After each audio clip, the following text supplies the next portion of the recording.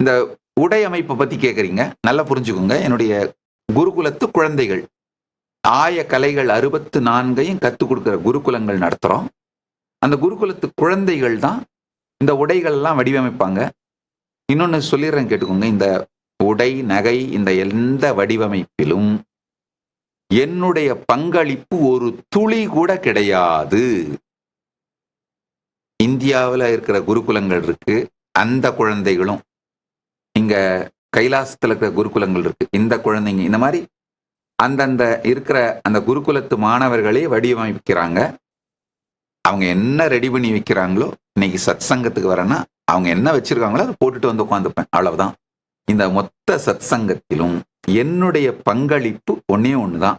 நான் பேசுற இந்த கருத்துக்கள் மட்டும்தான் என்னுடைய பங்களிப்பு.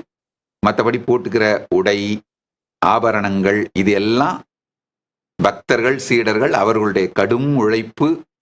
அவங்க டிசைன் பண்ணி வைப்பாங்க. அவங்க முகத்துல ஒரு சந்தோஷம் மலரணுன்றதுக்காக அதை போட்டுக்கிட்டு நல்லா இருக்குப்பா அப்படின்னு சொல்லுவேன். அப்ரிஷியேட் பண்ணுவேன். அவங்க ஸ்மைல் பண்றது, அவங்க சந்தோஷப்படுறது எனக்கு ஒரு ஆனந்தம். அவ்வளவுதான். இதுல என்னுடைய பங்களிப்பு எதுவுமே இல்லை.